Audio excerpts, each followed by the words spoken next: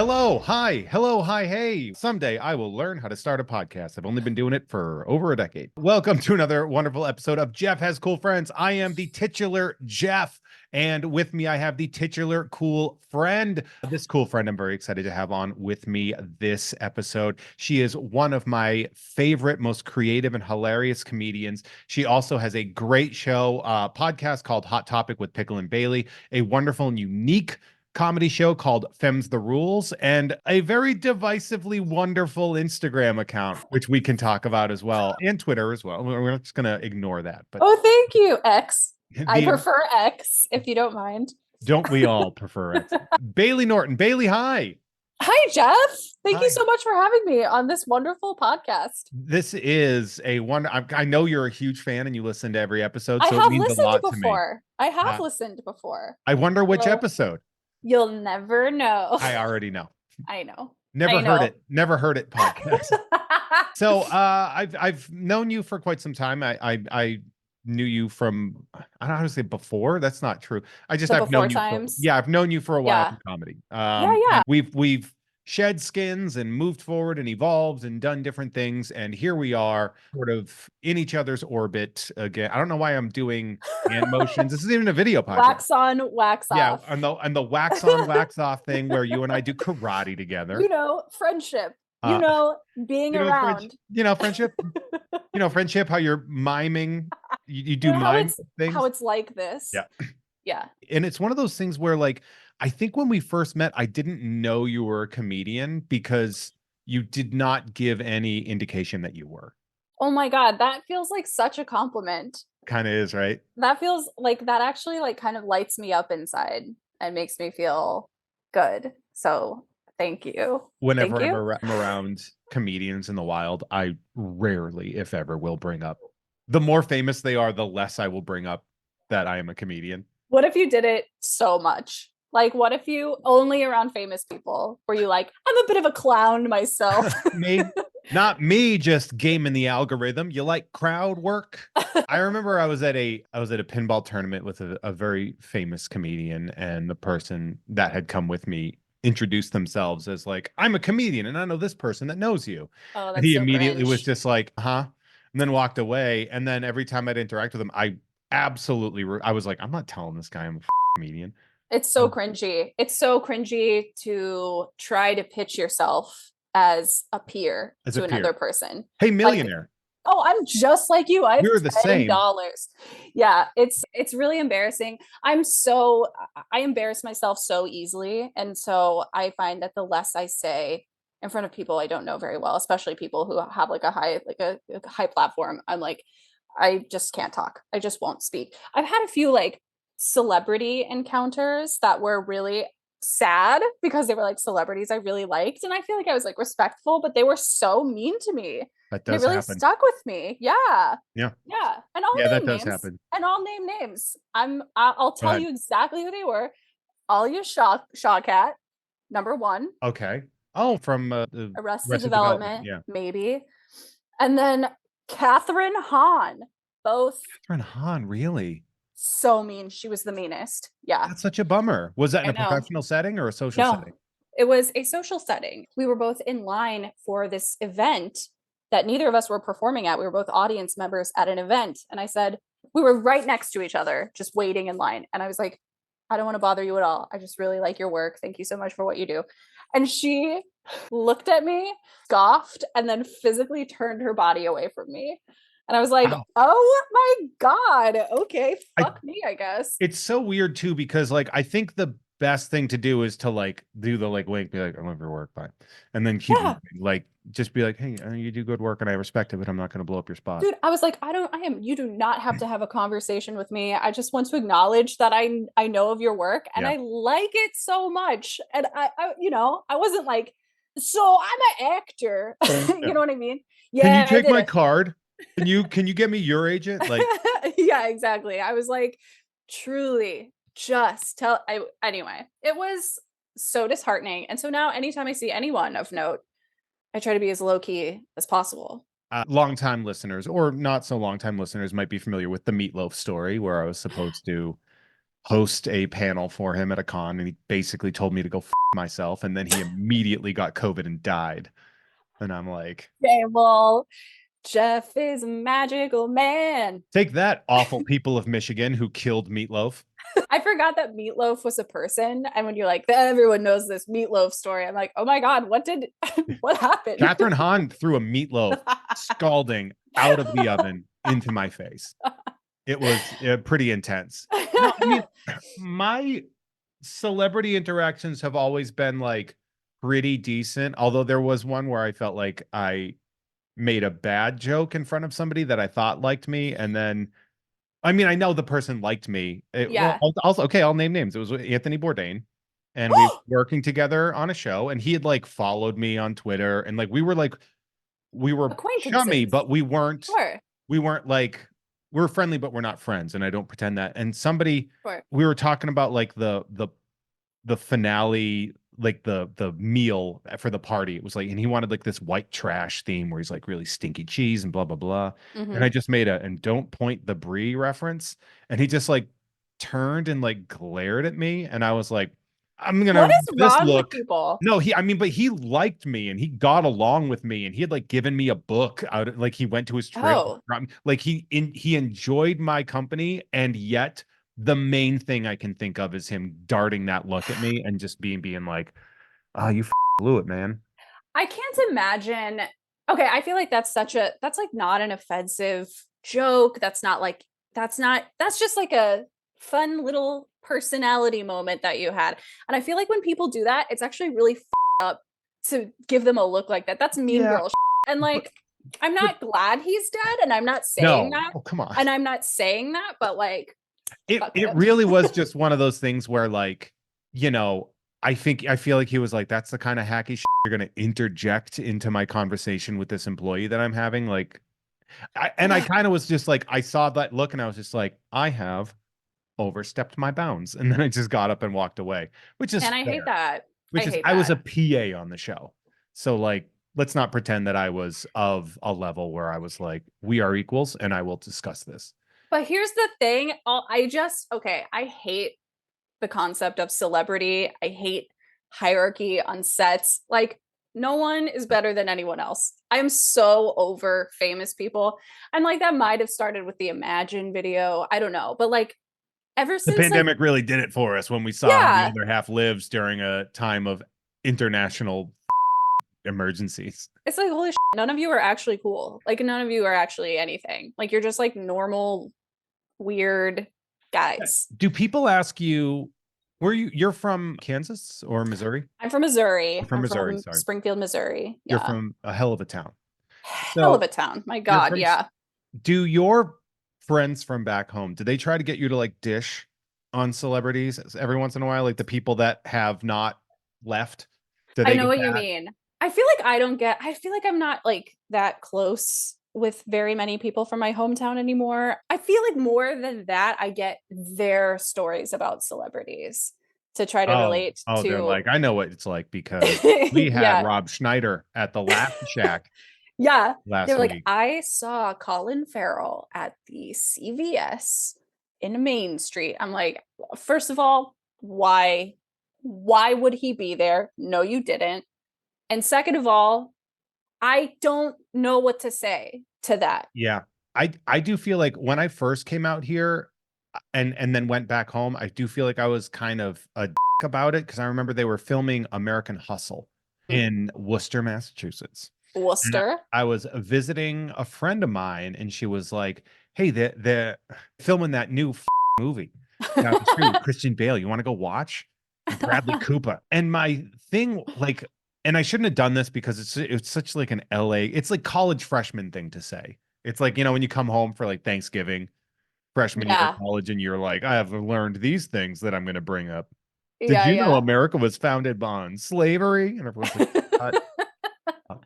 I remember they asked me if I wanted to watch them film American Hustle. And I was like, why do you want me to watch people hold up traffic? Oh my God, yeah. And like, if you're in LA, that makes sense. But like, I really feel like I looking back at it now, I cringe at just how assholish that mentality was to somebody who like had something exciting happening in their hometown and people Yeah. that never come here Yeah. and wanted to see it. And then to have me belittle their excitement and anticipation at somebody gracing our piss hole of a town. I look back, like, I remember almost every embarrassing thing I've done. And that is, I look back Oh, at that and I'm embarrassed by it. I think that is healthy to some extent. Like, I think there are some people who will never get to the point where they're like, I wish I would have treated another person differently in that moment. You know what I mean? Like, No. that's impressive. That's hard to admit. You're like, yeah, I was kind of an ass. I definitely have those moments too where I'm like, I just have those happen to me a lot, like after relationships. oh And like, yeah, instead of same. being like kind of an asshole about it and being like that person was wrong, I'll be like, well, let's see where this person was also right. What were the things that were right that this person did, Yeah. so that I can avoid making those pitfalls and also avoid finding a person that repeats the wrong things. But like, it really is like, Yeah. because like I mean, pardon today because it's just I'm wearing a hat because I didn't feel like do it. But like, I've been wearing my hat less lately. And that was something an ex had brought up, like, hey, maybe don't dress like a teenager every time we go out. And Oh. the more I thought about that, the more I was like, okay, that wasn't wrong. Like, I know that people would stand up for me in the comments right now and being like, Yeah. you be you and you don't let it. It's like, shut Yeah, the that's up.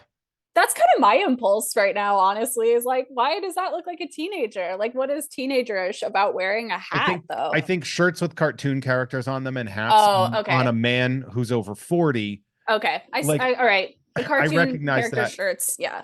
And it's not like I'm not like bald or like, Yeah. I liked wearing it, but also I thought to myself, she was right about that. I do not presuppose that a person is 100% wrong about all of the things that they feel, do, or say. Sure. Can I Um, ask you this though? Have yes. you gotten that particular feedback from multiple people or was it just one person? I mean, look, now we're starting to cross over into I don't necessarily want to talk too much about that relationship because Sure. literally everybody involved in the conversation, including the people listening, know exactly who I'm talking about. Oh, And okay. so it's Okay. not like I can be like, well, no, because I wasn't, there's a difference between being, what, I was 37 in the Hmm. beginning of that relationship, and now I am not.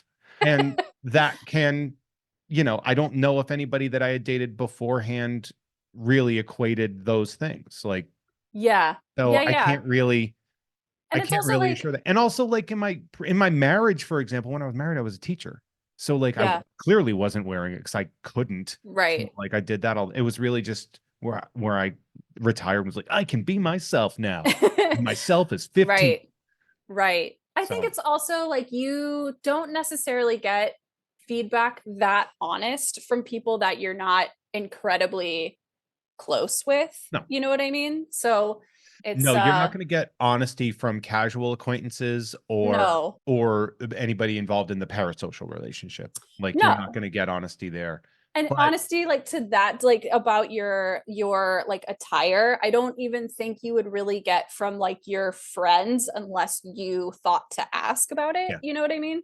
And also, my friends would probably blindly jump to my defense and not ever possibly understand that maybe a person who, has done that this person could be wrong. Let me put it that way. Yeah, yeah, Like, they yeah. couldn't fathom that this person is right about certain things because they were wrong about other things. I'm trying to be a little bit more like thoughtful when it comes to like that blind defense of like people I care about because I think like I'm very much that way where it's like someone's boyfriend did something up to them. I'm very quickly like that guy, you know, without even thinking like, okay, well, let's break it down. Like what actually happened? Like who said what, who was responsible for what things, like what led to this moment, you know what I mean? Like I am really, really quick to be like a pit bull for people that Ride I or care die for, energy. Yeah. ride or die energy, but I'm realizing that's not always like the most helpful thing. Like It does not help growth. it actually it doesn't and I think it's like it's something I like about myself and that I like Yeah. about people like this is like this protective energy, but when it comes to like okay, what if we had hard conversations though? Wouldn't It's that an be like a better friend? it's an emotional snack. it's Yeah. not good for you, but it Yeah. soothes you while you're receiving it. But in the end, it's Yeah. actually worse for you than if you hadn't engaged in that. That is Yeah. how I, and also I think there is this modern sort of era of everybody being like self-care. And it's like Mhm. sometimes self-care is growth. And sometimes self-care is Yes. acknowledging uncomfortable truths about yourself.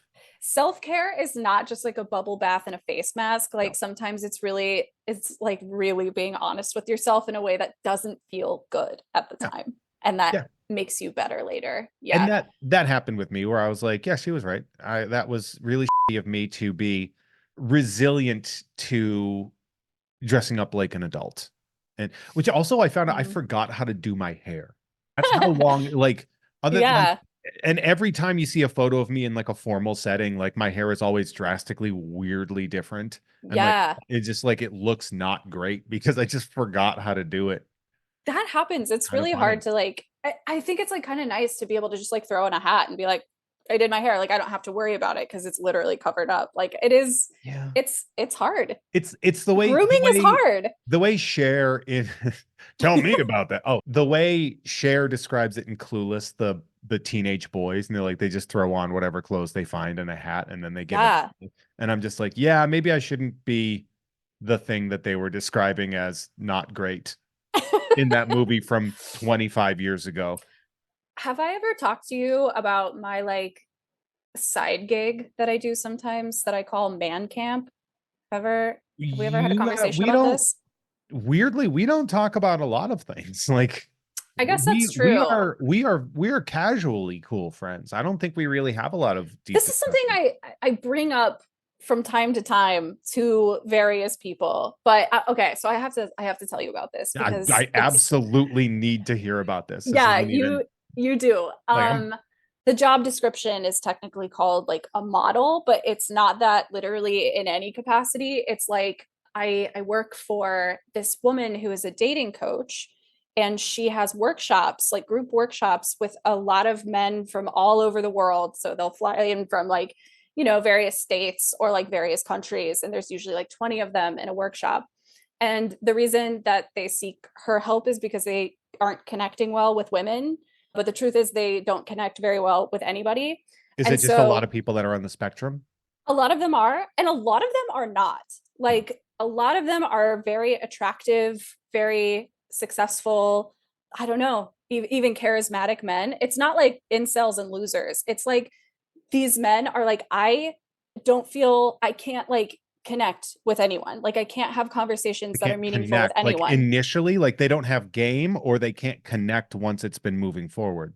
Like they can't look another person in the eye Hmm. like that. Like they can't be vulnerable enough to do that. And so there are like maybe like 10 girls who are in these workshops and we start out by like just standing in front of like a man, like we just partner up and we just make eye contact with them silently for like 10 minutes. And that's like how it starts. Do these men like fall in love with you immediately? Some of Is them that like do. Yeah. yeah, I I mean, but would there are assume strict rules that are yeah. like, don't, what happens though? Like, it's not even that they fall in love. It's that they haven't had this with literally anyone in their lives ever. Almost every single time, like they'll cry, like they'll start, like their bodies will start shaking, they'll start tearing up. It's really, really wild. I get that way with non-sexual affection. Yeah. If somebody Yeah. like is like like touches me in a way that is not sexual, Yeah. that actually just like I break down. I do. Because Yeah, that feels more vulnerable, right? Like that's, it's just not something I'm used to receiving. yeah. And so it's like it's one of those things where like, a back rub or just somebody like touching you by the grabbing your hand or something like that and just Mhm. like where's this It's bed? well, it's really crazy. I feel like this kind of like ties into a lot of like where like my comedy and like especially the shit on my Instagram about like how the patriarchy affects men specifically and like how they are so they're like not allowed to grow emotionally from a very young age. Like emotions are shut off, vulnerability is shut off, connection is shut off. And like in turn, they're these people who are incredibly unhappy because they have been conditioned to like not feel anything or they're pussies. You know what I mean? Let's talk about that. Because your Instagram, it's weird because I know that this is not it's not the thing that one would be like, this is the thing I like. But also on top of that, like this is the thing I want people to know me for. But on top of that, Yeah. this is the thing that has been garnering you massive attention is your social media presence. One, for a tweet that has gone out of control and led to a a collab with Reductress where they're literally selling your tweet as a shirt. Yeah. You can check out, head on over to Instagrams at Bailey E. Norton. That's BaileyENorton to check that out. But you also do these really funny reels where you just challenge sort of the toxic masculinity, that like that weak, fragile form of masculinity. Yeah. They're Yeah. very Yeah. funny. Thank you. Um, I feel like it just became this really wild social experiment that I did not mean to do. You know what I mean? Like I think I think that so the tweet is like if a man raises his voice at you, just say, "Oh buddy, big feelings," and that should help. Like it's really benign and it like came from the fact that I was like a nanny for years and that's how I would that's how I would like talk to a little kid who's upset like oh my yeah, big those are really big feelings you're having, you know, like just validating yeah. the feelings of little people who can't Gentle regulate. parenting. Yeah. Yeah, and then I think I went through this experience that I legally can't talk about where yeah, basically it was a sexual assault. That's all I can say. And Are you sure you don't want to get deeper into it on let's, this you know what? podcast? Okay, let's get into it. Let me Let's, break my NDA. let's not do that. Even if you were like, I have no NDA, I'd be like, we don't have to talk about this if you don't want to, or even if No, you no, do no. want Like, to, we don't have to. well, I think it's relevant. I think it's Yeah. really, really relevant to who I am as a person now because like the events that happened are like ultimately whatever, not even that interesting. But like the feelings that I had afterwards were like, I cannot believe that that like this person did this, first of all, but also the way that they spoke to me, like around this event. I was just like, this is a child. Like men who are like this are children. Like they are they are not like literally children, but they are That we know of. emotionally Some children. of them are. Some of them probably are. Some of them are libertarians, and they really wish they were doing that. But yeah, like I was just like, what if I had just like talked to this person like he was a little kid, You'd be and dead. then yeah, oh well, you know, well the truth is like I am sort of like I can like pop off A button sometimes. pusher, are you? Yeah, I'm a little bit of a button pusher. And so, and that is partially like why this thing happened. It was because I was like popping off a little bit. And so then after this, I was like, dude, that guy, like all of these guys who do this to like women or other men, like whoever, like these people who think that they are like above anyone else. I wish we all just like talk to them like children or like, you know, and so that's kind of like how that tweet came about. Yeah. And then the rest of the content, like I just sort of Google chivalrous things to do for your girlfriend and then make videos as if it was a girlfriend doing it to her boyfriend or her husband. And certain men really hate that. Certain men really don't like it. They really do. So there are three types of men in those replies generally. One are the guys that want to kill you for this. Yeah. Yeah. Two are the guys that are like, don't get the bit. Like they don't get the joke. Yeah. And the other group of guys are like, please, somebody do these for me. Like begging you, please do this for me. Yeah. I love all the angry guys because for some reason, and I don't know why, whenever I see them post something really angry, I'll just be like, hey, how come you're so small and weak? Because I You know literally do comment that. I love it. because I know that that's the one thing that will get them fired up is Yeah. just somebody challenging their strength. Yeah. And even though like it might be a measurable fact that they are not, just the idea that somebody challenges them sends them off. Oh yeah. And that to me is the funniest thing. First off, come fight me. Oh my God. You'll find out it will not go the way you think it will go. Around and try to punch Jeff. But like, but also like the idea of just like knowing that they're just losing. How can you say I'm small and weak? I'm so big and strong. It's so sad. It's so weird. I Like love it. I do Um, too. I do they're too. It's so they're funny. like whenever one of those reels goes up, I get very excited. And I'm like, all right, I'm gonna turn notifications on for this post just so I can see what's about to happen on here.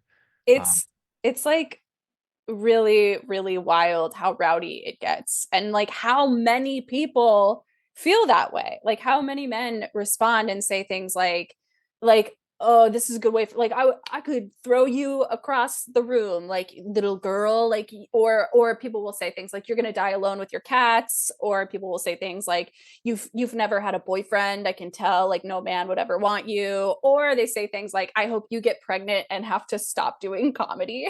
Like that's at least clever. I Like mean, that's the is most clever of the it? hatred. Well, I mean, it's not, I Yeah. hope you'll be alone forever or you'll die with cats. That's a dime a dozen, Oh but my I hope God. you get Yeah. pregnant and have to quit comedy. I That at know. least shows a little bit of second level thing. Like thought. It's Yeah. at least A to C. If we look Yeah. at Bloom's taxonomy and bottom level of base knowledge, it's that memorization you get with the first ones. Oh, But once you get to totally. that second level, that's I hope you get pregnant and then you have to quit your career. I know. Because it thinks of cause, effect, and consequence.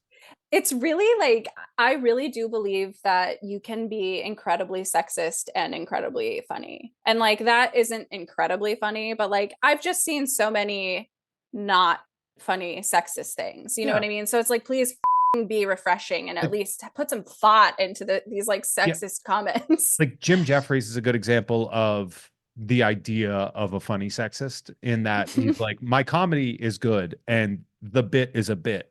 Yeah. Hopefully you guys have pieced that together. Yeah, yeah, yeah. I Yeah, think yeah. a lot of that comes too with a lot of men don't understand nuance True. and they don't understand anything beyond that surface. I think, by the way, I'm saying men, humans. A lot of Humans, humans yeah. do not understand. Like, if you look at like a tweet and you see like a lot of people replying like, "Oh, that's not funny," or like, or they don't know it's a joke. Yeah. Jesus Christ, Yeah. how could you say this? Quite easily. It's it's so wild just Did you? seeing people comment anything Yeah, on the internet. I'd say I think my biggest tweet is this one. It's this like celebrity. It's a kids Jeopardy, so it's like Teen Jeopardy Mhm. photo of the board, and it's the two full columns that are left are sports and outdoors. And I just wrote, "Is there a funnier moment in TV history than this one snapshot from Teen Jeopardy?" And it went insane, unbelievably insane. No, that is really good. And That is really it good. was a throwaway tweet that I did. Here's how you know I didn't believe in it. I tweeted it on Easter afternoon, I mean, just those are the because. best ones. Those are the But best ones. you know who glommed onto that tweet, and I had to spend a lot of time attacking our right wing. That's because kids these days, and I'm just like, oh Oh, no. See, it's just about it's a nerds thing, not children. Turns out yeah. you suck and are wearing a fedora in your profile. Kids these days are just always on their phones. That's what this is about. That's Sir, what I would like to bring to this conversation. you are on your phone right now. Yeah. Yeah. Yeah. I do. Bitch, you're on your phone. I had mentioned this recently. What one of the things that I'm noticing, and unfortunately, I'm noticing it more in the younger generation, which is a very scary realization to have because I don't want to be old man yelling at cloud Yeah, yeah. about it. But the idea of binary morality, that Say people are more. either good or bad. Oh, sure. And Yeah. like that's the one where you start to be like, okay, wait, I know cancel culture is more of a consequence thing than that. But also like if you don't believe in redemption after the canceling of something, then you are now living in a binary of Oh my morality. God. You are removing nuance. Like if somebody does something bad that's not illegal, but it's still bad, and they pay a price for, or even if it is illegal and they pay the price for it, like Mhm. say someone like a Michael Vick, right? Michael Vick, dog fighting, awful, ugly. He Yeah. went to jail. He went to prison for that. He lost Yeah. millions and millions. And everyone's like, he shouldn't be allowed to go back out and play football. And I'm like, What do what? people want? Do they want us to just like kill these people? Because Yeah, like like there's what? no rehabilitation for people who've been canceled. I've been thinking a lot about this too. It's Yeah, like what are you supposed to do if you make a mistake? You can't just die. Like yeah. that seems to be like what I don't know, what But the people on Twitter want. You know what I mean? Like I don't there is no like script for what comes next because we lack compassion for those people to Yeah. such a crazy degree. It's sure I've had that conversation with my niece and nephew who are both young adults. Yeah. And I had to explain, because they're terminally online. And I Hmm. had to be like, you do have to understand that they're good and bad are constructs, that the world is very, very gray, and you are not going to get a being of pure good and a being of pure bad, no matter what. Even if Yeah. it's a person that you think might be the worst person in the world, they're probably not 100% bad. They're not. That's why it's complicated. Like people are Yes. complicated and Eh, it's Yeah. so easy. It's that thing we were talking about earlier where it's like you have an emotional reaction to something that happened and you immediately pit bull for the Yeah. victim. You immediately want to be protective, but it's like there's so much more gray area. There's so much more nuance than that. Like, Yeah. It's we're yeah. treating our, and I think, and when I say we, I mean society in general, but like the idea of treating your intuitions and your feelings as facts that should be acted upon is Yeah. terrifying. Yeah. And I've tried, like, I've learned, I think I was a lot like that in my marriage. Hmm. And when I left, I was like, we need to reevaluate how we view our perceptions of all these things. Like, you're not going to get me saying a lot of bad things about exes because things change, and like, just because you were in your perspective, like, I don't think my perspective is always the correct perspective. It's just mine. Sure. Sure. And I think that would be important for us to learn, not only in our relationships, in our interpersonal relationships one on one, Yeah. but also like on the internet where we live most of our lives. Yeah. Yeah. Yeah. I'm thinking about like I I I have a bit that I think you've definitely heard it Done it on before. my I show. I know exactly the one you're going to talk about. Yeah, it's well, I like basically I have a song on my ukulele, but I introduce the bit by telling everyone that my I have an ex-boyfriend who used to call my ukulele my insecure woman guitar, and then I out that person first and You last do. name on stage. And like I'm not gonna lie, there is a part of me that's like, why? Like you could just change the name, like no one would ever know. But I haven't yet, and I really do sort of struggle with it. Like, but So part of me, yeah, I would love to hear go your ahead. thoughts. Part of you. I didn't mean to. Oh no, no, I just like part of me is like, well, he did say that. And then like, he and I do not like this ex for many very valid Yeah. reasons. Funniest thing to do is to just leave that person in your wake. You Yeah. are so far beyond that person. It's not even funny. Like, that's sort of rubbing someone's, like, there's no need for salt in the wound. You've already cut the throat. Yeah. Yeah, yeah. I that's kind of like the feeling that I'm having as I sort of separate emotionally from sort of that relationship. But it's like one that I have like bad dreams about to this day.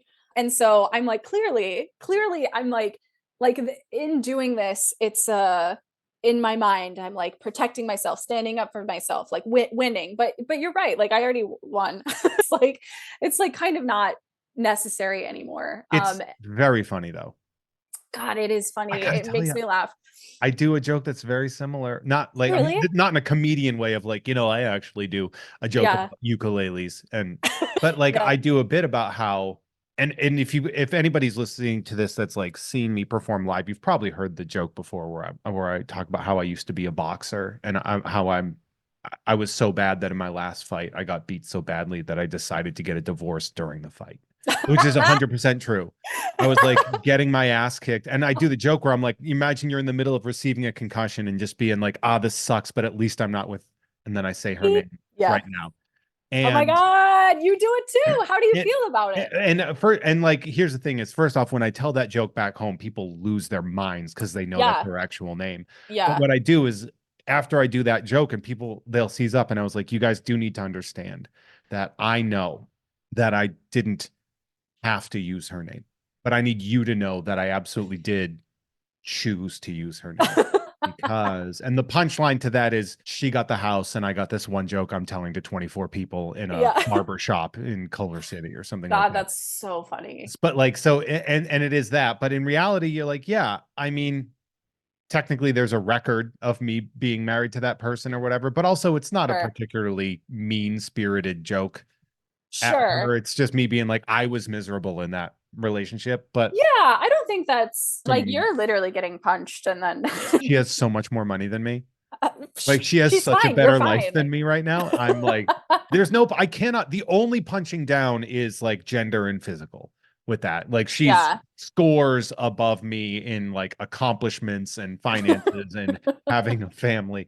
Like all the things, like her life is so much better since like here's how awful I am. Her life has gotten exponentially better since I told her I needed to be out of it.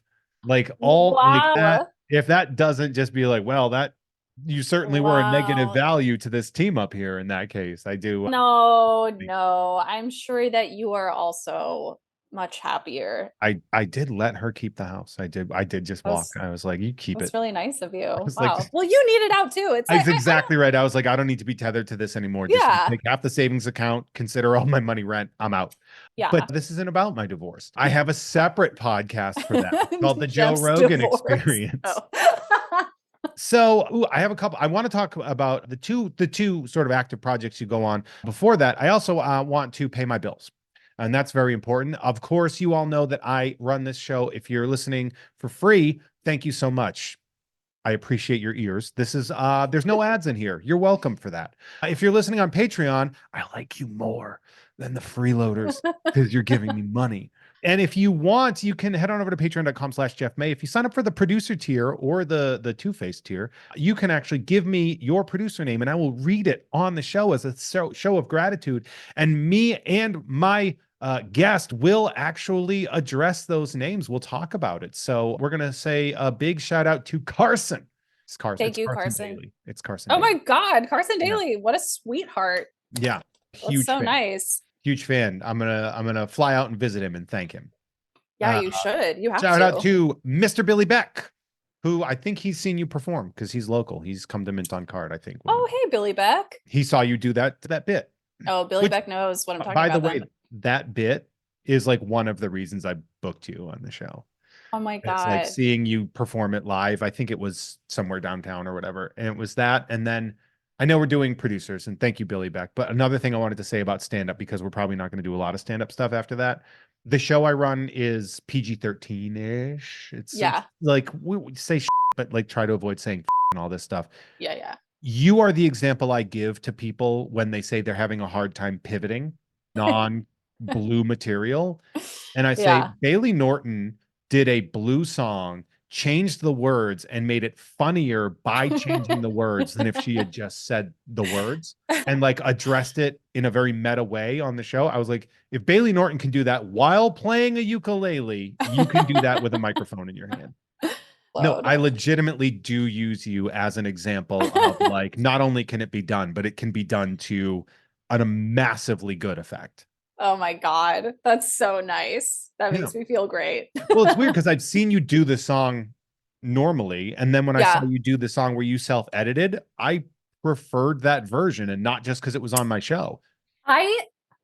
So since then I've done that bit like in front of like at shows where my family is in attendance Yeah. or like not just like my parents but like my cousins and Yeah. my aunts and uncles.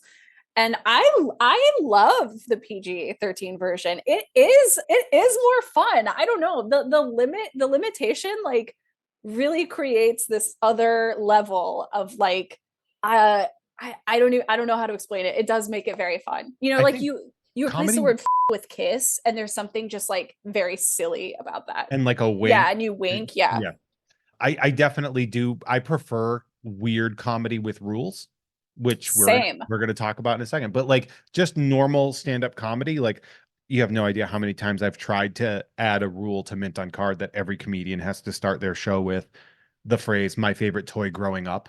I And love then that. they never did it. I tried it for 3 months and like 2 people did it. No. They wouldn't. They just wouldn't do it. They would just do their regular set. And I'm like, That's so annoying. well, I I feel like stopped. Yeah. I I think love they when just shows forgot. have themes or when they have weird little rules Yeah. or when they have like I think limitations makes art so much more fun. I do agree. Like, Yeah. people are like, color outside the lines. It's like, yeah, but sometimes you get some weird lines that you have to color. Yeah. It's fun. And again, shout out to the To Be Terror Bunny says the strike may be over, but egg Bob Iger anyway, because him. Yeah. I'm with you on that Get one. his ass. Shout out to Bat Fadigan. I had to do that in my heart, my most hardcore accent. Shout out to Dan Adamski, world's humblest man. Shout out Dan. to Norm from Cheers. Love him. Norm from Cheers lives not too far from Kansas City. Really? So yeah, I believe Kyle had gone back there, and I think I sent Norm the like show and was like, vouch if you can make it out, and I think he couldn't at the time, but Oh man, I was at that I was show. like, you should absolutely see that show. Yeah. Oh, it's brilliant. Yes, it is, and you guys can figure out which Kyle we're talking about. Yeah. Do your Maybe own a Kyle research. that's been on this show. You never know. I can't confirm. Know. I can confirm. Shout out to Dan Hackroyd. Shout out to Normal Man Andrew McGuire. I'm putting an asterisk on that. I don't know if a normal man would say that they are a normal man. Something's going on with him. But you never know. It could be something else. Check out this month's Nerd with Dre and Jeff. We just dropped our Street Fighter episode. My co-host, Dre Alvarez, who also is a producer of this show. We did ours on Street Fighter from 1994. That movie is campy. It's so good. It's so fun. It's so bad. It's not fun. I don't know. It's all those things. Also, by the way, in case you guys were thinking we were being coy, it's the Kyle Ayers episode. It's Kyle Ayers. It's Kyle Ayers, who we both love deeply. Yeah, we both. And the same way. We both live with and are in love with Kyle Ayers. Correct. Like all two of us here. Yeah. All the most of both of us. Mm-hmm. At least 50% of all of us live with and are deeply in love with Kyle Ayers. Watch me use these prehensile nipples to pick up pennies off the floor. Wait, do they make you say these things? Is that I'm going to tell you something. It is a surprisingly affordable amount. Okay. Wow. Worth it. It is not as much as one would think for me to say, watch me use these prehensile nipples to pick up pennies off the floor, which is also the most uncomfortable name I have ever said on here. They were like, Jeff May slept with his mom that one time. I'd be like, that's the second most uncomfortable thing somebody has made me say on here. Call me Sean or whatever. Shout out to the Enchanted Wandering unpierced left nipple cider served at room temperature. So much nipples. So much nipples. A pregnant dog. So many attentive nipples. Shout out to mashed potatoes are the brioche buns of side dishes. Let's use this as a prompt. Big mashed potatoes fan? I think. Yeah, huge. Yeah. I like brioche buns as well. Do you? Yes. See, I can handle mashed potatoes. I think they're a bit overrated. But brioche buns I consider to be the bane of burger existence. Really? Dude, they don't belong. They're not dense enough. They're too pillowy. Yeah, they're too. Well, it's a dessert bread, and it's designed to be airy and light. And I don't know if you know about burgers, but airy and light. Like by the time you get a good juicy burger on a brioche bun to your table, it's like the bottom is like mush because all that like. Yeah. But if that doesn't happen, I think it's a really nice experience. Okay, so if the thing that doesn't almost always happen doesn't happen. Right. That's fair. If you're in the 1% of people who don't have mushy brioche bun burgers, you're going to have a nice time eating that sando. Maybe a cold sandwich on a brioche bun would be doable, especially if I like really want my fingers to be mega greasy after I eat. Yeah. If I really want my fingers to have like a gloss on them when I'm done eating, brioche burgers are the best. Massage. Just go in and just grease up the back of whoever you touch him. I'm going to start calling Yoda Old Grogu just to see what happens. I like that. Don't let anybody get in your way. Shout out to the ghost of Dave Thomas, founder of Wendy's. R.I.P. Which you mentioned on your last podcast, I believe that name gets brought up. Oh, I don't even remember now. If I recall. That sounds right. Yeah. Shout out to the scene in Lost City where Brad Pitt dies. And also finally, shout out to Aldo Vargas, who's a couple months behind on his podcasts, but he'll hear this eventually. So if you want people such as Bailey and myself to discuss whatever bullshit name you want us to say, by all means, get on over to patreon.com/Jeff May. Sign up for the producer tier or the Two-Face tier if you want stuff in the mail, because I send packages with baseball cards and stuff in them in the mail. Oh, that's cool. I want that. I'm gonna sign up. Sign up for the Two-Face tier and you can receive the I would just bring them over. Done. Your old recording studio is literally like right down I my street. know. Yeah. I know. That's right. When A good spot. I remember I went over to record with Kyle and he's like, "This is the address." And I was like, "Oh, I literally run past this on my routes." Yeah, didn't you like help him with an errand after that because you were so close? That table. And he was going to take his car. And No when way. it's not like my Prius is like a big station wagon, but when we Yeah. finally I was like, maybe we should take my car. And when we finally got like the whatever in, I was like, I'm very happy we did not take your car. Yeah, it would not That have would not have fit at fit. all. Yeah. Yeah. That table was a problem to pick It up. is But a to carry. Yeah. but also that's what people do. You help people out. And Yeah, it was really nice of you. It was very kind of you. I think that's just being a friend. You're a good Yeah. friend. Just You're a good friend. Yeah, I have noticed that like LA is the land of casual friendships. Yeah. Which I'm not necessarily great at having. I think that's healthy. Yeah, it's like unless you need something from me, I'm your best friend. I gotta tell you, man, I've been getting messages like from comedians. Like Mint on Card has gotten a bit of a bump lately. Like we were just in the Burbank newspaper. Oh, cool. Among other things, I got like in the course of like 3 days, I got like 6 unsolicited messages that were like, "Hey Jeff, I would like to do your show." And I was like, "Can we at least pretend that you care about like how I am? Or like you could follow me on social media before you act." Like there are certain social cues that one should be taking. And yeah, one of them was like a good, like not a good friend, but a friend that I've known for quite some time. And I think I replied to him. I was like, "I'm doing great. Thanks. Yeah. I appreciate you asking." that is savage. That's so funny. And then I think I followed up with like, "Oh no, you actually didn't ask that." And because I was just so sick of it. And I'm like, "You too, man.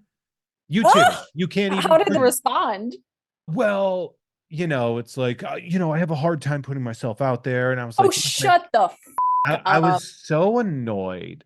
And it was just because I'm like, and it's also at a time like, not for nothing, I have not been particularly high on myself. And I feel like I was like, hey, I feel like a lot of people are just using me for things. And honestly, I'm not worthy of being used, aside from like, I have some money sometimes to loan people that they will never pay me back.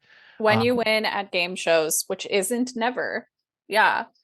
I know what you mean. Like as someone who also produces a show, like people love to just ask you to be on it and say literally nothing else. People love to just and like copy and paste messages that they've sent other people and forget to even change the name.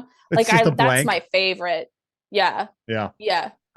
It's like if I want to do your show, like unless you like if I really want to do your show, unless it's a person that like I know well and they're going to hit me up, I will go to the show and I will be like, "I'm supporting your show. I am a person of talent. Yeah. I would clearly like to do it." That is such great etiquette. And that is the right thing to do. That is the right thing to do. I have not been asking people to do their shows because I don't exactly know why my investment in comedy is like a little bit less than what it used to be. And why? Is it because it seems futile and there are no financial rewards and people will use you and the only people that actually fully succeed in this career are almost entirely sociopaths? It's like, yeah, to the tune of that exactly. And I'm like I feel a little bad about like feeling that way. And I went to an open mic for the first time in maybe a year last week. Right. And at open mics, there are still like, newer comedians who are really, really in it, who are just like grinding it out and rise and grind, baby. Totally. And they're so enthusiastic. And I was like really trying to mitigate my response to one of them because they were like, "Yeah, what shows have you been doing? A lot of comedy? You've been like you've been around, like what shows you up to?" And I'm like, to be honest, I'm not sure that any of this matters. And so I'm not really around that often. And then I felt like so old and jaded. And so I was like, I'm not saying that you like, I think if you get joy out of it, it matters. But like, I don't know that I'm in that space. I think that you and I have a very similar view of the community of comedy right now and Mhm. the output versus the, I want to say risk versus reward, because I guess it's kind of a risk, but just like the amount that it takes from you versus what it gives back, and Mhm. also what people are willing to sacrifice for it. Yeah. And they're just like, Yeah. "Oh, I will sacrifice everybody in my life in order to get a special or in order to get Yeah. one after midnight or something like that." And you're just sitting there like, "I don't think this is gonna do for you what you think it is, but Yeah. you will At also all. be really lonely." And I've That's what I started. Go ahead. yeah. No, it's just that, like, I was, like, going through and, like, look, I love doing comedy when it's with my friends or when it's, like, shows that I think are fun, and when it makes me happy truly for no other reason than I just am enjoying doing it, not gaining really much out of it. But I was just thinking the other day, like, okay, what is best case scenario here? Like, I'm on the road by myself and I'm like not I'm like away from my cats, I'm away from like my family, my friends, my boyfriend. Like, do I want that? I don't think I want that. Like, Some I people don't do. man. Some Yeah, and that's people fine. That's So, but great. it is, I mean, I think also that a lot of that has to do with too, like in that world, like you have to sign on to that. Yeah. If you are like, because you're in a comedian couple, and I've been in those in the Yeah. past, and like you really do have to be like, all right, some gonna happen where some people might not be happy with time being spent or Yeah. opportunities being given when other people are like, there's so many things that people can get up in their own about in relationships and then swirl Yeah. out of control. But also like, what do you want to neglect? I guess is the answer. Yeah. It's Yeah. like, what are you comfortable with neglecting? Is it your partner? Is it your animals? Is it Yeah. Is it your yourself? mental health? Yeah, like, Yeah. What are you comfortable yeah. absolutely crumpling up and throwing in the trash can?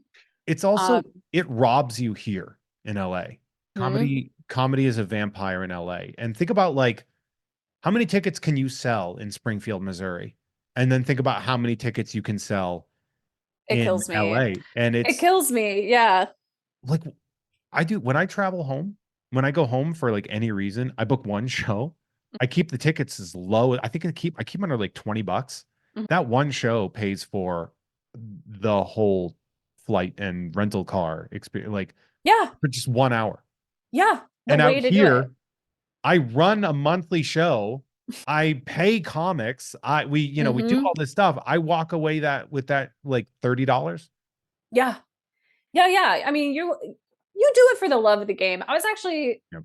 I think Kyle and I and we're talking to some friends about Mint on Card and you the other day, Oh, and that it was just really nice. came up how like what a special show Mint on Card is. Like, it's so there's no reason it works as well as it does. Yeah, the You know what I ingredients mean? are all wrong. Yeah. The ingredients are all wrong and it's delicious. It's like there's so much light in the store. It's There's no like stage. there's no stage, but it's so like there's There's nothing like rules. it.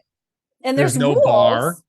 Yeah. Right, right. There's no it on paper you wouldn't think it works, but you have like regulars who show up who are the sweetest Yeah, people they're who pretty are great. very engaged. Yep. Like, it's really awesome. Mint on Card is such a cool show. I really appreciate that. Speaking of such the cool show, let's talk about Fem's the Rules.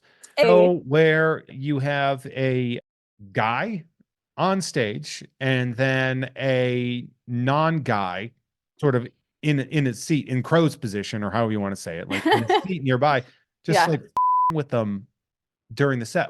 Where did that Yeah. come from?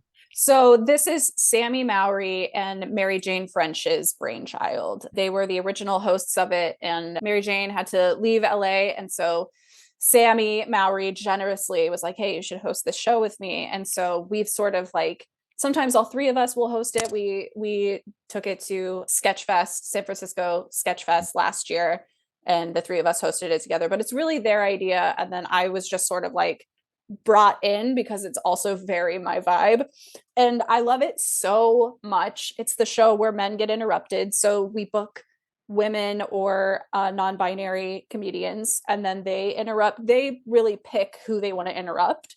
So they'll tell us what guy they would like to interrupt. Usually it's someone that they're close friends with, because I think it works best when they have a good rapport. And yeah, and then they interrupt that guy during his comedy set. And you know what? You can give these men all of this information up top. You can tell them it's all in good fun. You are going to get interrupted. You're going to be riffed with. You're going to be messed with. And they still will be a little bitch on stage about it. It's And annoying. it's so funny. It's so annoying. Like it's really frustrating in the way, because I remember, because I did it, and the person that was interrupting for some reason as I was setting up a punchline, so I wasn't able to get any of them out. Yeah. And I God, what did I say? I was like, God, this is why we make more money than you, or something like that. Like, it was just one of those things. It was just like, that explains the murder rates. And then people got so angry at me in the crowd for saying that. And I'm just like, I don't know what you people wanted the man to do during, like, that's the other part too, is it's like, if you're setting up the rules for that show, what do you want the man to, how do you want the man to act? Like, you got me, I'm not going to do a joke anymore. No, he's going to react, right? Like, yeah, well, okay. Anybody interrupting, right? So we are going to start implementing a little tiny award ceremony afterwards for the littlest award. Biggest feelings. Yeah, the biggest feelings award. But then there's also going to be an award for the strongest, bravest boy who took it the best. You know what I mean? Who was interrupted and took it most gracefully. So it is silly, and it is not intended to be like cruel or but sometimes it is. It caused a very uncomfortable conversation in a car on the way back home, where it was just, okay. Well, I don't think I hosted the show at that point. But it was like it was one of those things where I was just like, I understand making a good show, but torpedoing the setups did not make a good show. And I was like, I understand the point of the show, but if you're not doing the like entertainment aspect of it, I feel like you really just torpedoed it, and then I just looked like an ass because I couldn't even get to a joke. But it was definitely one of those things where I was like, play the game right, which is probably wrong of me. No, it's not wrong. It's not wrong of you. Like, I think any feelings that come up are totally fair. Something else interesting that happens that like I've never really talked about is that sometimes the women are like just as oppressive as any man who would interrupt someone in conversation. Like, sometimes they can either they're like really over the top with it. Like, we had Lori Kilmartin interrupt Sam Wiles one time, and it was fantastic, but she was so much. She was like, so, because she's like, the quickest witted. She's one of the funniest people alive. She's one of the funniest people alive. And so she was immediately like, I think Sam started his set. He's like, oh, Lori is my mom's name. That's so funny. And she like interrupted him, and she was like, I'm not your mom. And that's how it started. And it was so great. But we've also had like women who are not comfortable interrupting and won't say much during the sets, because it's not like, I feel this way too, because Sammy and I will interrupt each other at the top of the show. So I know how it feels to be interrupted. It is extremely annoying, but also it's hard to be like, oh no, my instincts as a woman are like to let the other person like finish their thought before I interject. And so it's kind of challenging in that way too. I definitely lived through like the idea of me being like, look, I understand the rules, but I think we made the show worse by having the interruptions come at this point, which made it not entertaining for the crowd, which was our goal.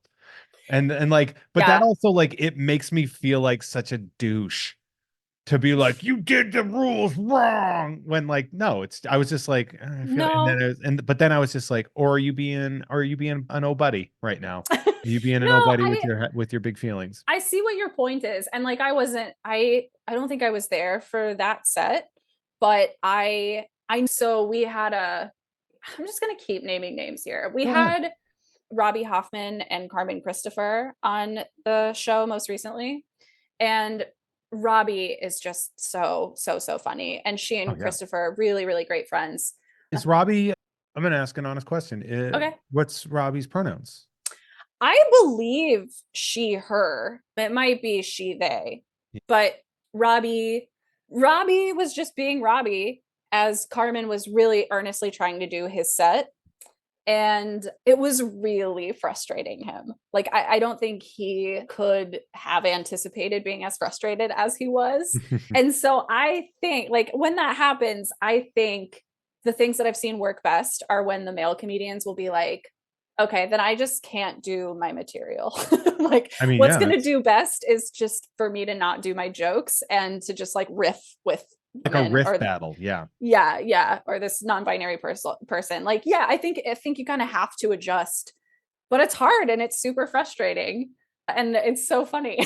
It's so Yeah. funny. It's one of those things that's like a hilarious train wreck. Yes. Oh, Um, every time. and Every that time. is really fun. Now, from what I recall, or when I performed it, and I don't know if you guys have moved, it was at the Lyric Hyperion Mhm. in Los Angeles. It's a monthly show, is that right? It's like quarterly now, but yeah, Now it was, quarterly. yeah, because it's really hard to book. It's so hard to book. Because if someone drops out, we have to, like, we book in pairs. Like, we Mhm. book the woman or non-binary person first, and then they book the guy. So if one of them drops out, we have to do a lot of legwork to find someone else. Oh my God, I forgot that You this just happens. turned Okay. on by me. You did the number two, which made a peace sign. And for those of you that aren't watching, which is literally all of you, because this isn't a video podcast, a bunch of balloons just rose up on Bailey's screen. Yeah. So like oh God, what I was thought I you were even trying to saying? tell me something, by the way, in that. I was like, what is she No, trying to tell me with the balloons? trying to say it was really just one of those Apple things Yeah, that but if I'm not someone used bails, to. you're f***ed, basically. Yeah, it's really hard to get people to fill in because they may not know the person or the other person interrupting may not know them. And it's like, yeah, so it's just a Yeah. little bit more I guess you have challenging to to be like, book. find someone real quick. Yeah, and we do. Sometimes we have, I- people just interrupt people they've never met, and then we create enemies. I mean, there are times where I've had, because I tell comedians, because we send the flyers in to get printed on Mhm. Thursday.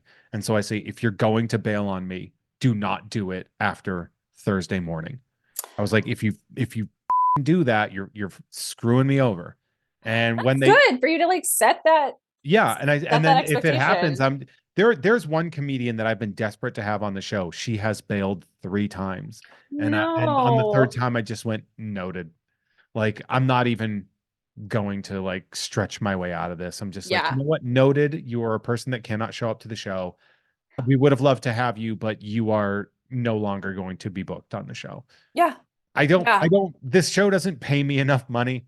Like, I don't Yeah. make enough off of it. Like, it's same For thing the with this show. stress Like, that that causes. and Yeah. also it's like, did you not, I thought you committed to something. That's one of the self-care problems that I have too, is when people use self-care as a reason to get out of a commitment. Yeah. Which again, I mentioned my divorce earlier, so like I understand that I'm not the strongest commitment person. You know, I like Well, God and a church, so I like mean, ending a marriage is different from like not showing up not to a sure. comedy show because you don't wanna, because it comes down to it and you just don't wanna. Yeah, And like, don't. I got my heated blanket. I'm too cozy. Ooh, it's raining. It's raining. I've got this mug. I've got a mug of cocoa because it's raining. We had the last Femmes the Rules show, we had half the lineup drop out the day of.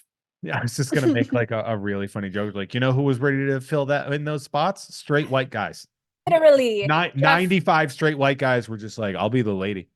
It'll be those are fun. the only people who ever reach out to ask to be on the show are just straight dudes who don't read anything about what the show is about. And it's like, I don't know that you want to be on this show, really.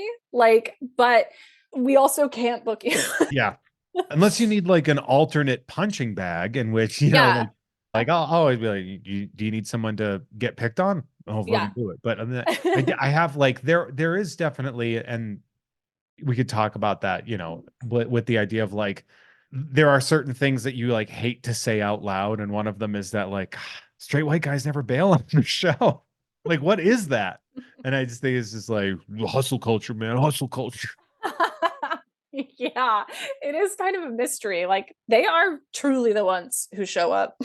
I don't, I can't, like, I don't know if that's like correlation versus causation. Like, I don't know what the reasoning is for that, or if it's just, Yeah. they just automatically assume that this is where they belong to be. I don't know. It doesn't make sense, but that is a weird It's a weird thing to have happen. I'll have straight white guys show up to my show, be like, yeah, man, if I can get out by 8, my wife is in the hospital. I'm like, get out of here. Yeah. Why are you here at all? Why did you come? This is the wrong grind. Yeah. So Fem's the Rules, a asterisk quarterly show at the Lyric Hyperion in Los Angeles, California. Make it, if you do live in the Los Angeles area, definitely check it out because it is the perfect kind of chaos in just the best way. It's an absolute delight. And seeing big strong men get frustrated is also funny. It is very funny. Because they can't kill someone on stage because then they get in the news. Yeah, they don't like that. They don't want to be in the news. They have to do it at home and get on like the 3rd page of the news. Now, the last thing I want to talk about before I release you to Patreon exclusive content land and also to allow yourself to experience the wonders of New York in the winter. So you have a podcast with Pickle the Drag Queen called Hot Topic with Pickle and Bailey. Yes. This is a seasonal podcast. Yeah, well, only because we take hiatuses here and there, hiati, for various reasons. We're technically on a hiatus right now, but we should be returning. Because of your studio, right? Yeah, our studio moved and then I'm also out of town. But yeah, it's so much fun. Pickle is one of my best friends in the world. And one of just the most abstract thinkers, like really has opinions like no other person I've ever met, like is so not with the crowd on a lot of things, like in a delightful way. So it's fun. We both just pick something that we want to talk about. You know, like a recent episode, he wanted to talk about carnivorous plants and I wanted to talk about the Bumble class action lawsuit. And then that's what we talk about. And it's a great episode, by the way. That episode is the most recent one available, unless you guys miraculously put one up in the next 7 hours. And that is that one. It's from January 9th, 2024. It's called Carnivorous Plants and Bumble's Class Action Lawsuit for Discrimination Against Men. You definitely, there was a couple things. First off, I liked the episode. It was really fun. I think you and Pickle have such different energies that it plays off really well. We have good chemistry. We are very different people. Yeah. But like we go together pretty well. Yeah, like you bring an energy it's like kitten versus kitty energy. You're like cat energy. Like you have kitten energy of like you're like I want to play and it's very effervescent, and then Pickle is much more like calm down. Totally. And it plays out really well. So you guys just decided, how long has this show been going? I think we started, our first episode was like maybe in 2021, maybe? It was April 14th, 2022. 2022. So we recorded some episodes that never made it because we couldn't figure out how to record audio. Really? So like we have a bunch playing of the stereotype episodes. game real hard with you two, huh? Oh yeah. But yeah, we met in the pandemic and then we had so much fun hanging out that we were like, yeah, let's start recording our conversations. So you're not long-term friends. No, this is like a relatively new friendship. We met at Dodger Stadium working at the COVID testing and vaccination site. There it is. Yeah. Who's the most famous person you vaccinated? Oh my God. Oh, what is his name? Who plays Doc Ock in the Alfred Molina? Yeah, Alfred, but his mom. He drove his mom in. Alfred Momlina. Yeah. So you met at Dodger Stadium. You worked together. Mm-hmm. Yeah. You were like, we have to make this podcast. Yeah. I mean, it was truly the stereotype of like, oh my God, we're on fire. We should have a podcast. We should have a podcast. Might as well have been two straight white guys working together. 1,000%. And I think it does come off that way. I think our conversations are, like as charming as two straight white guys. I'm just kidding. They're much better, but it is sort of that energy. Like we're just friends who are having a great time. Just vibing out, bro. Just vibing out. We're vibing. But we do have our podcast kind of started out talking about like more emotional, internal, anecdotal subjects, and now are a little more like structured. So it's like you two are doing a book report at each other, but it's an interactive book report. So because I did listen to the most recent episode. I listen to all of them. I love what I do. I will say this, and I don't know if people ask you because you have a podcast, like, well, what podcasts do you listen to? And then I have to go, no, I make them. No, I make them. I don't listen. No, I make them. I don't what time do you think I have to listen to a podcast? And they're like, well, what about like when you're like driving in the car? I'm like, I'm thinking Wait, about the you really next don't podcast. you don't listen to podcasts for real?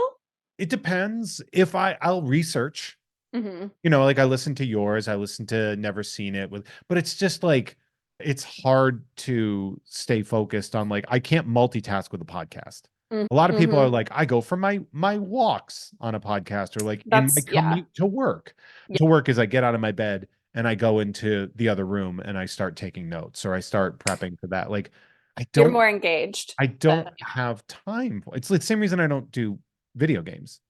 It's yeah. just because I will fall down it. I'm not a big enough account that I can just get by on one show Yeah. while I'm Yeah. working on a bunch. But I hear that. so you have this show and like so you guys talked about carnivorous plants, which you referred to as meat plants, and then you were like, I realized it sounded like I was talking about there's the jungle. There's obviously it gets into certain points of like Little Shop of Horrors and stuff like that. Mhm. Some very funny reveals, a producer interruption that is very funny from cool friend and former guest of the show, Kyle Ayers. Kyle really likes to interject with some big swings sometimes. It's He's you very guys have funny. really good chemistry. I really cannot suggest it enough. Like what are you guys listening to my podcast for? Listen to Hot Topic with Pickle and Bailey. And it's It is also fun. it's much better for marginalized communities instead of just giving a straight white man your listen. Yeah. Yeah. It's a woman and a queer person. So there you go. Not this Go. baseball hat dipshit. This cartoon ass t-shirt, man. I'm just kidding. I can't even see your t-shirt. I'm sure it's very adult. Says Asheville Pinball Museum. It's nice. That's nice.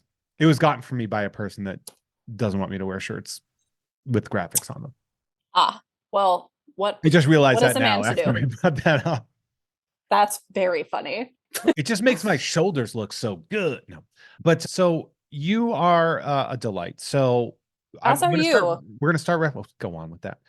We're gonna start wrapping this up. So Okay. I'm going to say for all of you to check out Hot Topic with Pickle and Bailey as a podcast. Check out Fem's Rules if you are in if you're in Los Angeles or if it travels. Definitely check it out. Very fun, very unique, very off the rails in the best way possible. And definitely your social media at Bailey E. Norton. That's BaileyENorton. Bailey, what else am I missing here? Those are the things I do. That's like those are like the main projects I have going on. I guess if you feel so inclined, you could buy an Oh Buddy Big Feelings crew neck sweatshirt. It's on reductress.com and you can shop it there. Yeah. You can also get the link in Bailey's bio on her social media. Link in bio, babe. Yeah, that's what I have. That's what I have. That's what I have to show for. I have. This is what I have. This is what I present to you, listener of Jeffing Podcast. You are to follow on social media, maybe listen to podcasts, see live performance of Interruption. You want that? No, it's not good. Oh my God. Okay, well, if you are listening to be here on social media, thank you very much. Heather Jeffro is mine. I could do the whole accent the whole way through. It's really good. And then it's like really good. No, I'm not. Oh my God, you're like so good at accents. If you are listening for free, thank you very much. I appreciate the hell out of you. You know who I like more than you though? The people at patreon.com/JeffMay. It's nothing personal against you. It's just that they get bonus love for giving me money and keeping me alive. And head on over to patreon.com/JeffMay where you get early access. We're talking a week early access to uncensored episodes with bonus content, as well as access to shows like early access to Nerd with Dre and Jeff, which you get for free on this feed as well. But you can also get the Patreon co-exclusive Ugh Fine. We have a podcast with Kim Crawl. You should follow my YouTube at Hey There Jeffro for I Must Break You every Wednesday afternoon where I open packs of trading cards. That's exciting. Look at me. What else do I have there? Blast from the Past, mint on card, second Friday of every month on Magnolia in Burbank, California. February 9th is the next episode. Sure, why not? I'm going to black out on Gamefully and Unemployed. You don't even like this show. You don't even like sports, and you don't even like sports cards, all on the You Don't Even Like the Podcasts network. There's so many things I do. Again, that's why I don't have time to listen to podcasts, by the way. You're making a baby. You're like, you don't listen to podcasts? I'm like, did you not hear the 35 plugs I did just for shows that keep me alive? Bailey, say goodbye to the freeloaders. Bye, freeloaders. Bye. We love you. Bye. Love you.